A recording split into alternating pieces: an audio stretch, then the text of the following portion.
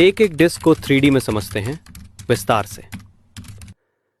सबसे पहले बात करते हैं मार्बल कटिंग डिस्क की। यह खास डिजाइन की जाती है पत्थर, मार्बल और ग्रेनाइट जैसे हार्ड सरफेस को काटने के लिए।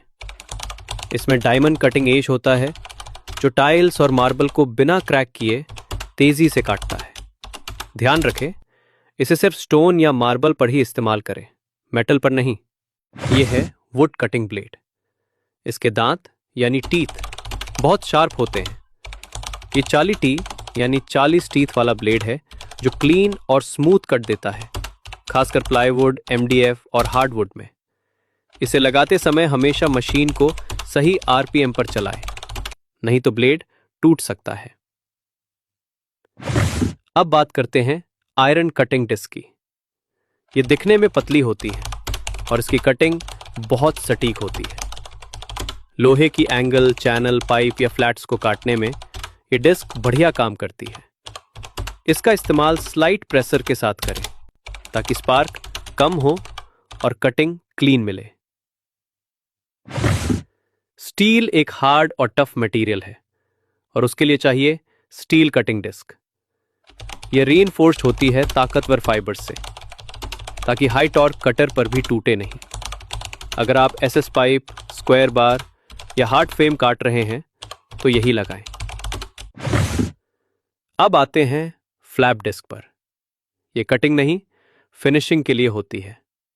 इसमें सैंड पेपर की लेयर्स लगी होती हैं जो मेटल या लकड़ी के किनारों को स्मूथ करती हैं। ये dressing, rust removal, weld line smooth करने और एज राउंडिंग में काम आती है। याद रखें, फ्लैप डिस्क ज्यादा प्रेशर से जल्दी घिसती है, इसलिए हल्के हाथ से चलाएं।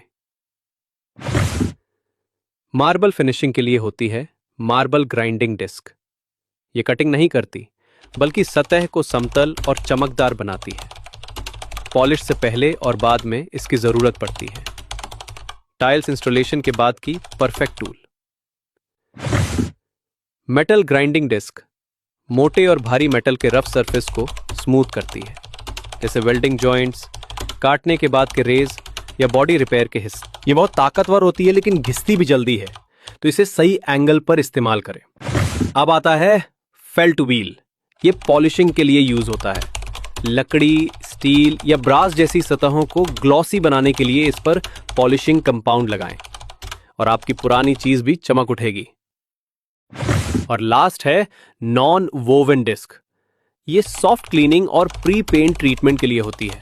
रस्ट हटाना हो, पेंट से पहले मेटल को स्मूथ करना हो तो इसका यूज करें। ये बहुत हल्की होती है लेकिन सफाई में नंबर 1।